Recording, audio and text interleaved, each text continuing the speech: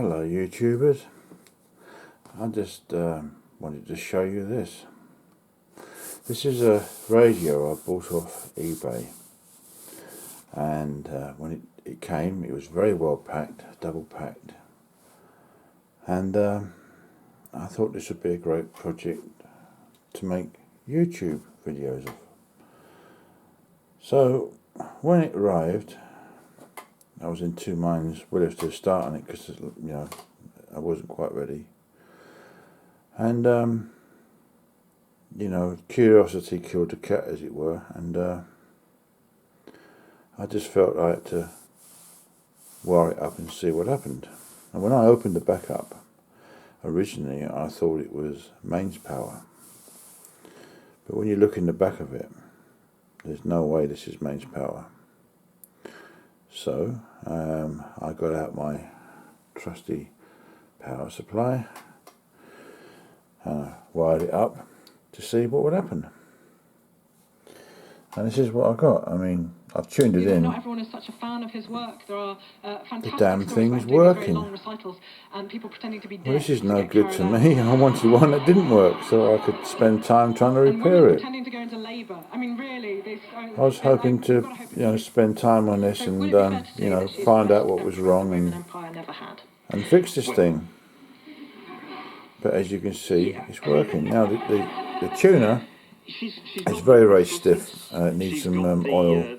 And I noticed that some of the plates are a little bit bent. And the chassis could do a bit of a clean. It's very, very dirty. What you would expect, really. But it's a wood case. It needs a bit of work doing to it. If you notice that on the corner, if you can see that. markedly higher than it needs some glue to glue that down, and a little bit of the veneer is missing. So, what can we possibly learn from this, since it's already working and half the work is done for us? Well, when you look at the front, I'm going to turn this off in case I short these wires out. If you look at the front, it is in a right mess. It needs a new grill cloth for a start. But all the knobs are present. A bit of veneer is missing. There's a chip out of it there.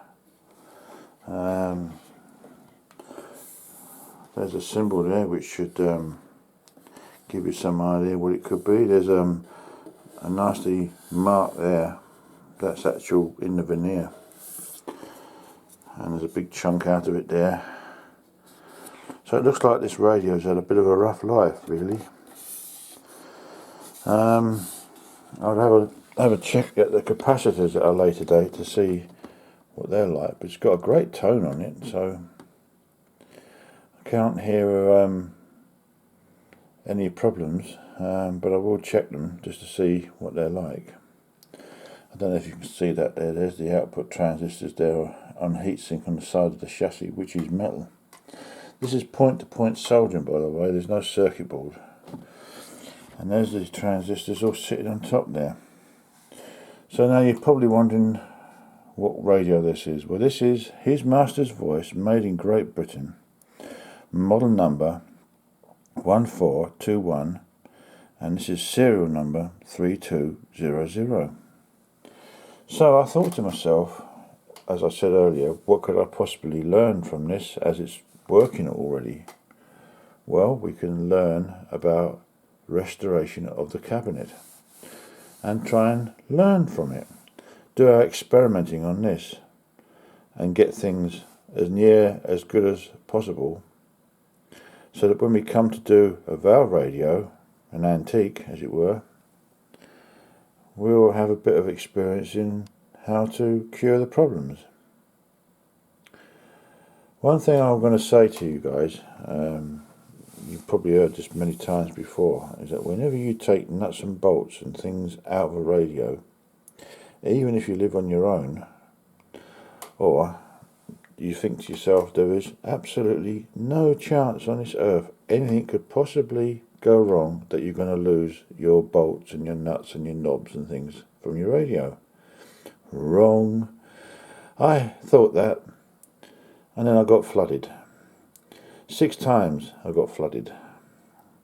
2 times in the porch and 4 times inside, and my life had been turned upside down with hospital appointments and all sorts as well, thrown in as well.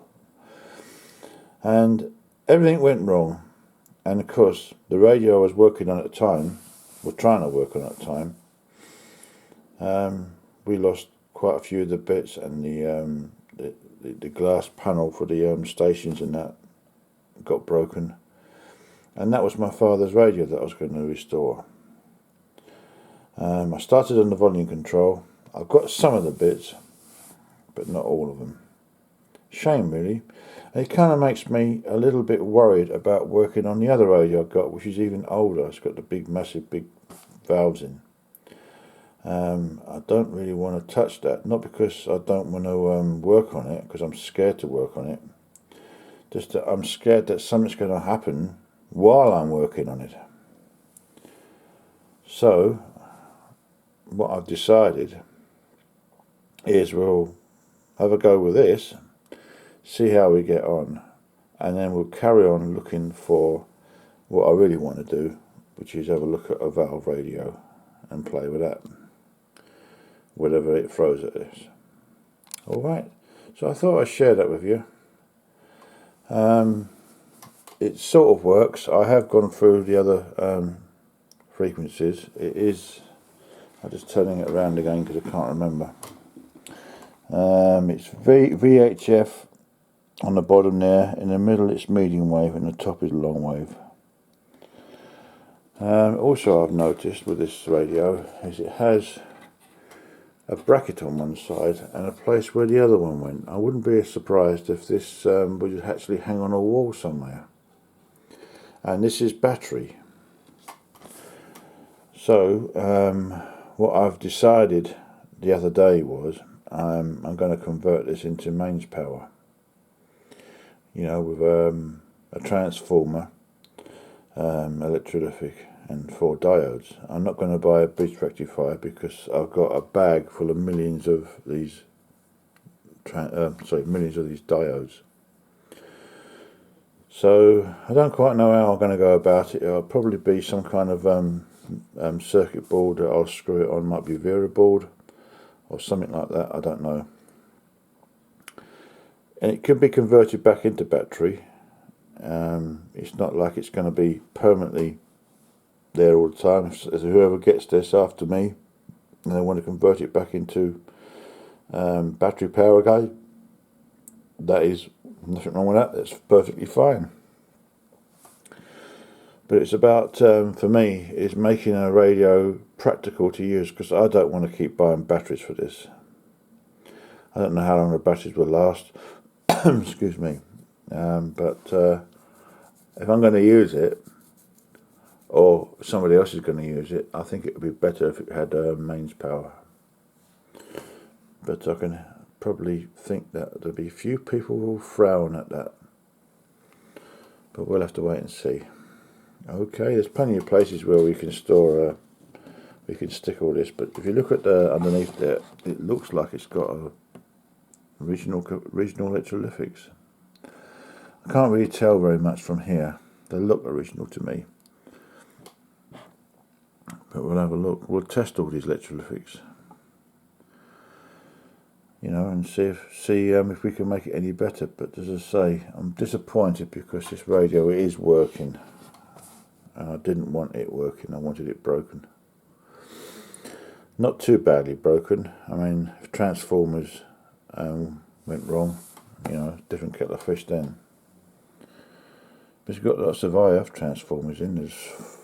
There's 4 in a group there and 2 together there.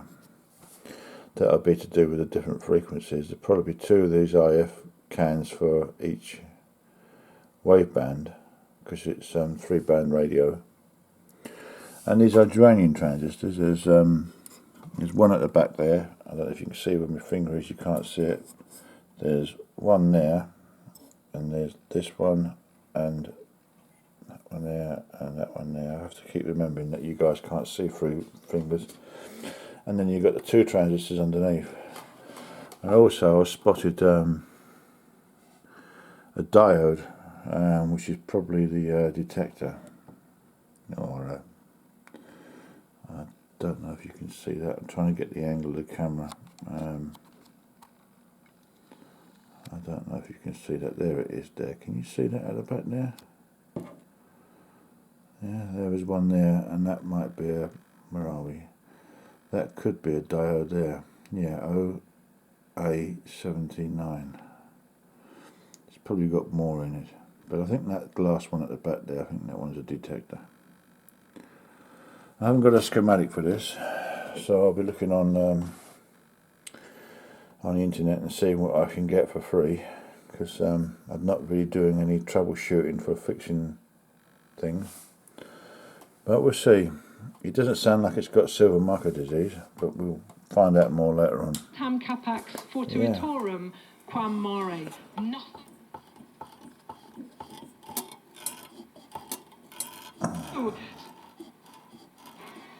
Don't forget, Brighton Derby could well be a... I haven't done anything to this yet. decisions. So he should know, Robert Huth, that he is going to... Now, just connect. Terms and conditions. I don't know what channel that's been dialed into. There is one thing that I've noticed, which I'd wonder what it is. That looks to me like there's a valve socket on top there. Can you see that? That was how it was. I have no idea what that is. If any of you guys know what that is. It's got that on the front. Schedule A. What the hell's going on? This is what you need a schematic for, to tell you all these things. Yeah. I don't know if it had a tube there originally or not. I don't know. That's what you need a schematic for. So I thought I'd share that with you. I don't really want to move this around too much until I've glued that casing together, because I can see this is going to bust apart. Yep, so I'm going to stick some wood glue on that and then go from there. I haven't got any bits of veneer, so as I say, it's a learning curve for me. I've watched plenty of John's videos on restorations of cases and that. Let's see how much we can remember, see how much we've learned. Yeah. So there you go. I'll post this as part 1 and then we'll go from there. Thank you for watching. Take care. See you later. Bye.